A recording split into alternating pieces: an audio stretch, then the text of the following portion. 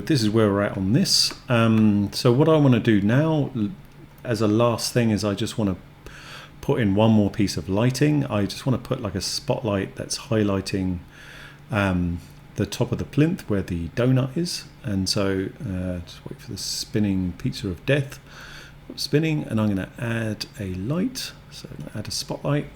Spotlight should be the center of your scene, so it should make it easy to frame up. Spotlights are pretty simple. You move them into the right place, and the bit down the middle is where it's aiming, and you can. This is how soft it is. This is how narrow the kind of cone is, and this is how bright it is. You probably have to make this pretty bright. I imagine kind of 1200 or something. I don't know. And then make it. I'm going to make mine slightly blue, but you don't have to. And then that looks cool. And I just want to make the softness a little bit less, and the side so it's like really focused on it. It's like a pool of light around it. Right, that looks good. Okay, and now what I want to do is I'm going to import the rest of the objects, because we could build the rocks and stuff, but it would take ages. And what I did was I downloaded a scene from Unreal, and Unreal make they make 3D elements for games and media and all that kind of stuff. And so I got a scene called Rocks, and you've got high res and low res. I'd recommend the low res because the high res one is massive. So I'm going to grab this one in, I'm going to append it and just append the collection. And what it will do, appending is a way of taking another Blender file into Blender, and so you can import the collection itself, and that makes life easier. So now it's imported this collection called Rocks. They're fully textured, you don't have to do anything to them, and that is kind of music to my ears. Basically, I'm just going to scale them up, and what we're going to do is we're going to use these individual elements. The first one is the ground. We're going to take the ground, and then we're just going to put it into place. This is all quite heavy in terms of what we're doing, so I'm going to turn off the real-time lighting and scale this up. Make sure that you don't sink her into it, because that would look a bit weird. And that kind of looks good. The plinth is sticking out, and that's a bit of a problem. So I am going to sort that by grabbing the bottom bit and extending it, because I'm lazy. Okay, and that's cool. That's done. Now what we're going to do is we're going to go out of edit mode, and we've got all of these rocks, and what we can do is we can sort of like lay these about in kind of a creative way to make it look like a scene that's kind of in a cave somewhere. And this one I wanted to kind of like put in the foreground. But what I want to do first is I want to think about my camera move, because I'm framed in my camera, and what I would like to do is I want to have it like this kind of thing, so you can't see the donut. Dun dun dun. And you're like, what are you looking at? And then the camera swings round and it reveals it. I know, it's exciting. So if this is our start frame, I'm just going to move my camera into position. So I want my camera to be like here, and then I want to end up here. So that's where I want to end up, and I want to end up there at around 2:30-ish. And so rather than place my objects after, like now, I'm going to place them after I've done my camera move, because then that would make more sense, because it would be easier. Because I know where my camera is going to end up. So what I'm going to do first is I'm going to just keep this really simple. I want this really low res because I don't want to see anything. I'm going to go to my camera, and you've basically got all of these attributes for a camera, and I'm just going to go to the movement, and I'm going to right click on it, insert keyframe, and right click on rotation and insert keyframe, because those are the only things that we're changing. So that's where I want to end up. And then here at frame 1, I want to be kind of here. And you can see that these are turned orange, and it means that I've changed something. And so I want to end up here. So I'm going to insert a keyframe and insert a keyframe. Now, when I press play on my animation, the camera is moving, she's moving around, she sees the donut, and then off. That's it. And then I'll do another shot as a close-up. Okay. So, and I think that this one, I'm just going to move it along so it takes a bit more time to kind of happen, because I want it to be a reveal. So at this point, I want to obscure my subject. So I'm going to take my rock and I could make some jokes here. In fact, I might make some jokes. And then I'm going to turn off the camera thing because I don't want to change the camera path now. So now, oh yeah, let's rock. Come on, had to be done. So now it's kind of like our scene is kind of moving to take that in. It's like, what? A donut? Yeah, you better believe it. And so now what I can do is I can take these objects and I can start duplicating them. And we're going to do Alt D, not D or Shift D.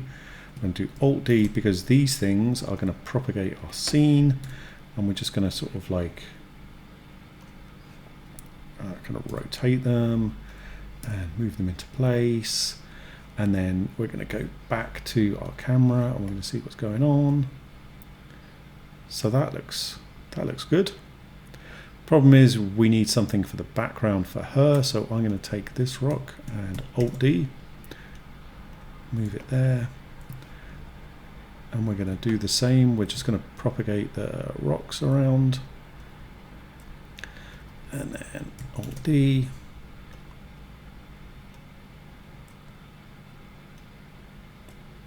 and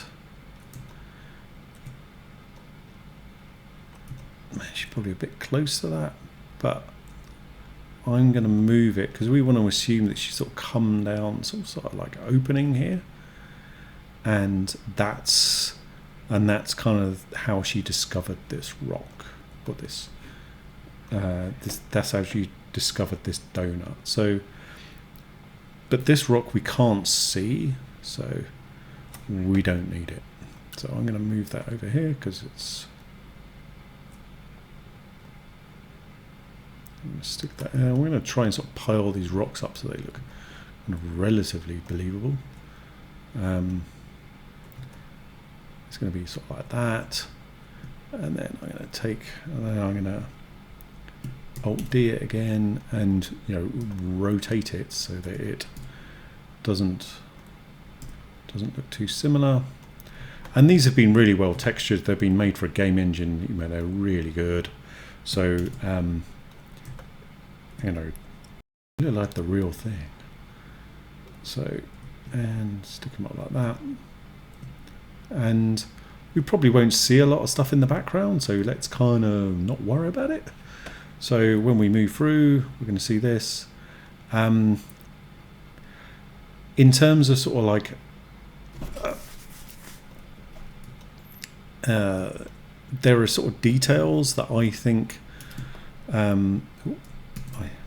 Alt D it and scale it.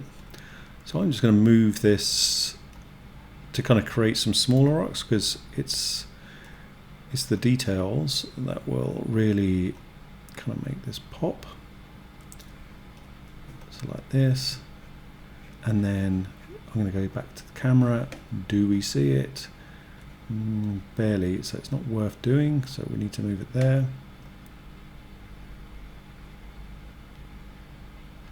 And now let's have a look at it rendered.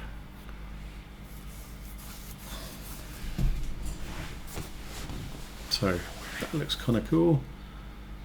I mean, if there's one thing I would say that's not great about this is, like, we go here and that looks really good. I like that. That's a really nice opening frame. We obviously need some rocks in the background and they're going to be lit up, so we do need to have them. So note to self, put rock there. And then our end frame, I'm not super happy with it because I don't think we see enough of her. So I'm going to go back to the camera, and I am just going to lock the camera to the view, and I'm just going to move it along a bit. And remember our rule of thirds. So like this kind of thing, I'm going to insert keyframes and insert keyframes. And that to me feels a little bit better. And let me just go back to here, and I'm going to preview that a little bit just by playing it. That looks better. I just got to put the rock in there. It should be okay. Nice. I'm not sure if that one matters. Okay, so that looks good. So I'm just going to put that last rock in. Everything's disappearing, and if you get that, it's because we have like a cutoff, a clipping thing on this, and this will clip kind of anything that's in the view, but don't worry about it too much. It won't affect anything. So Alt-D, it up. I might scale this one just to make life a bit easier, and move that into position, and I'm going to rotate it and then move it up. There we go, that looks good. And then maybe rotate it again, because I kind of want to fill in that whole area, and I'm sort of feeling particularly lazy at the moment, and I don't particularly want to do the work. And let's look through the camera. That looks good, and that looks good. Okay, so there's lots of stuff that we haven't done, and that's okay. The reason why that's okay is because we are going to be doing a little bit, and so I'm just going to put some details in here. These kind of things, you'd be surprised at how much of a difference they make.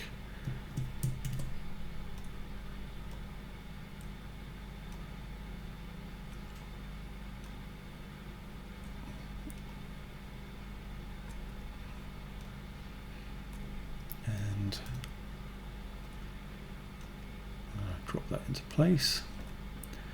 Okay, so that looks good. We're going to have a look at it rendered. Okay, that looks nice. Okay, so it's going to take a while to update the textures because they're relatively big, and that looks good.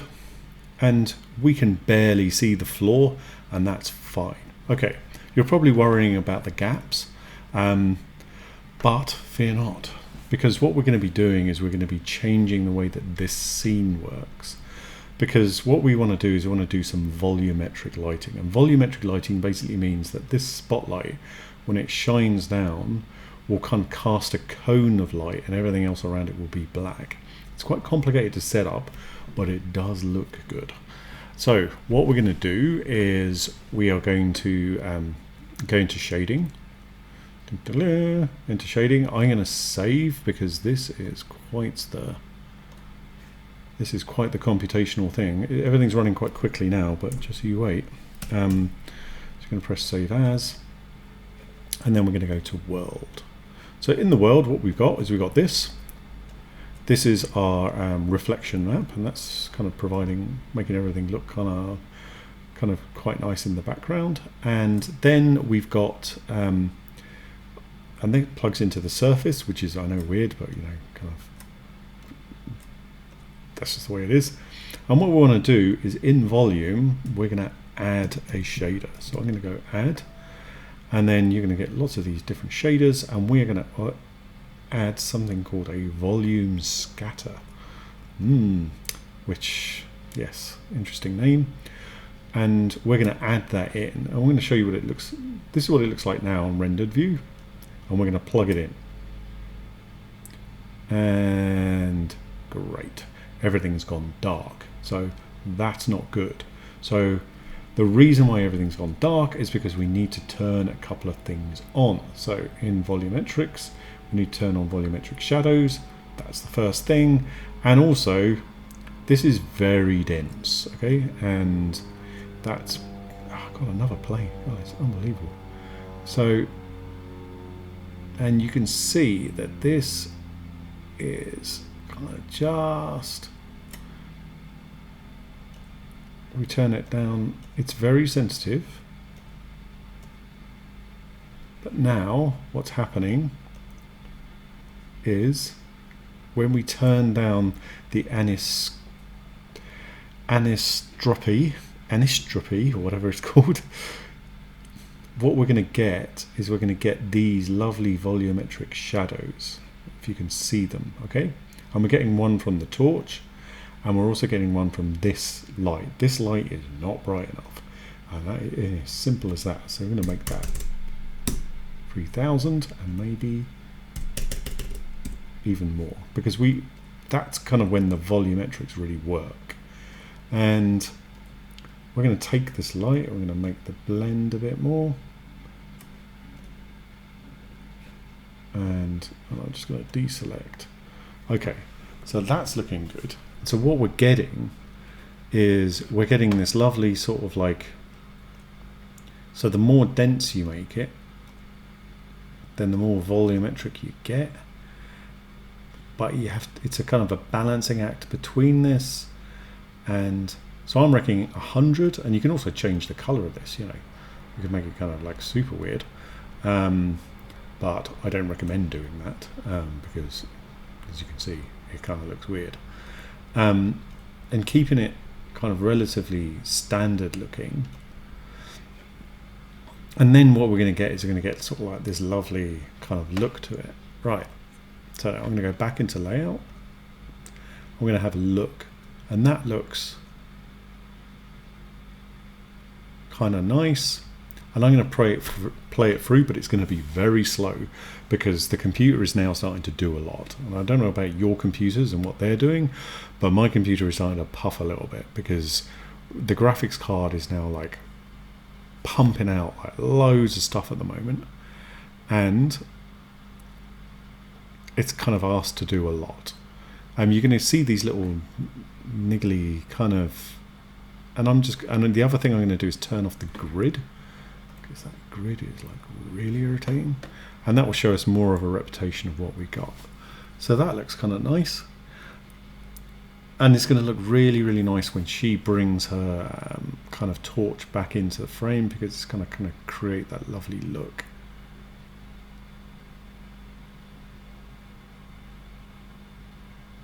And don't worry about these little dots here, those are just artifacts, okay?